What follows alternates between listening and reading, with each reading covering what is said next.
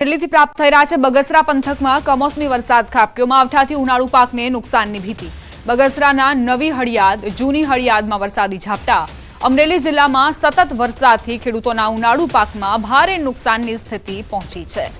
બગસરામાં પણ વરસાદી વાતાવરણ માવઠાથી ઉનાળુ પાકને નુકસાનની ભીતિ સેવવામાં આવી રહી છે ખેડૂતો ચિંતિત બન્યા છે નવી હળિયાદ જૂની હળિયાદમાં વરસાદી ઝાપટા નોંધાયા હતા આકાશમાં વાદળો ઘેરાયા અને ત્યારબાદ વરસાદ વરસ્યો તો આ તરફ ખેતરમાં પાકને નુકસાની જઈ રહી છે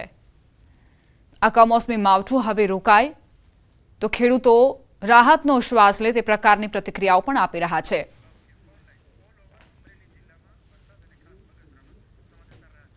સંવાદદાતા રાજન જોડાઈ ગયા છે વધુ જાણકારી સાથે રાજન અમરેલીના કયા કયા એવા વિસ્તારો છે જે પ્રભાવિત થયા છે અને બગસરાની શું સ્થિતિ દીપા આમ જોવા જઈએ તો સમગ્ર અમરેલી જિલ્લામાં જ બપોર બાદથી જ વરસાદી માહોલ છે અને ખાસ કરીને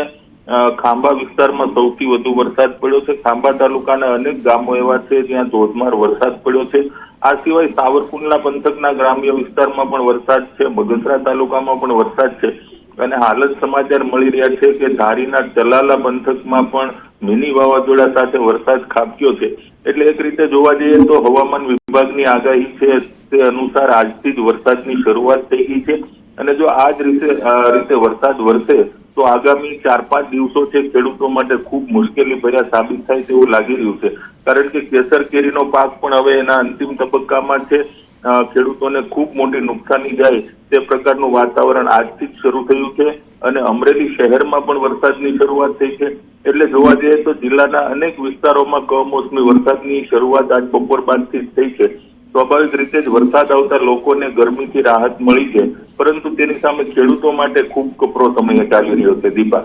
આભાર રાજન જાણકારી આપવા માટે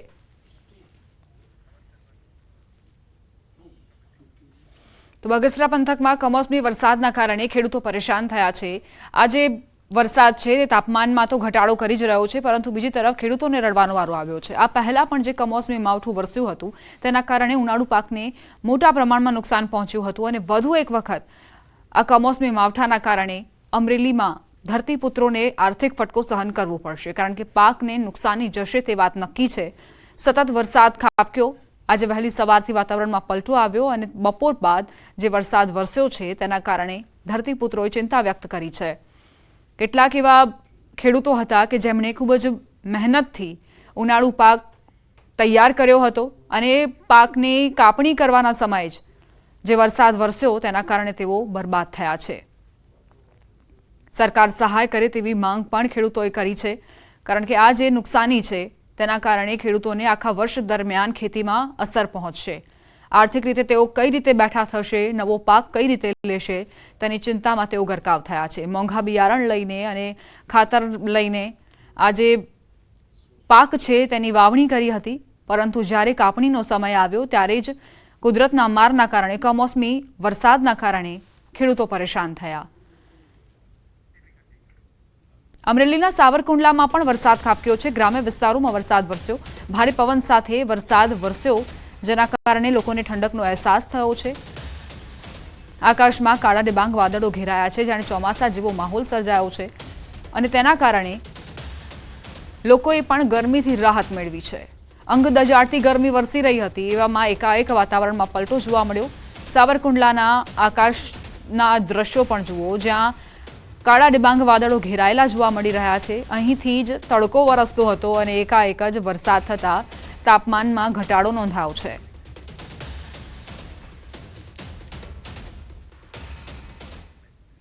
સમાચારોમાં આગળ વધીએ જામનગરથી સમાચાર બાઇક સ્ટન્ટનો ખેલ ભારે પડ્યો બાઇક સ્ટન્ટ કરતો યુવક ઇજાગ્રસ્ત થયો હાઈવે પર યુવાનોએ રેસ લગાવી હતી 15 સેકન્ડના વિડીયોમાં સમગ્ર ઘટના સામે આવી ક્લચ વગર બાઇક લઈને જતા એક બાઇક સવાર યુવાન ટ્રક અડફેટે આવતા ઇજાગ્રસ્ત થયો ખીજડીયા બાયપાસ નજીકની ઘટના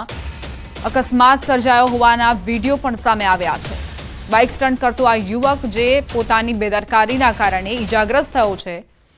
સવાલ અહીં એ થઈ રહ્યો છે કે આ બાઇક સ્ટન્ટ કરનાર યુવકને શું એટલું ભાન નથી કે તે પોતાની સાથે સાથે અન્યના જીવને પણ જોખમમાં મૂકી રહ્યો છે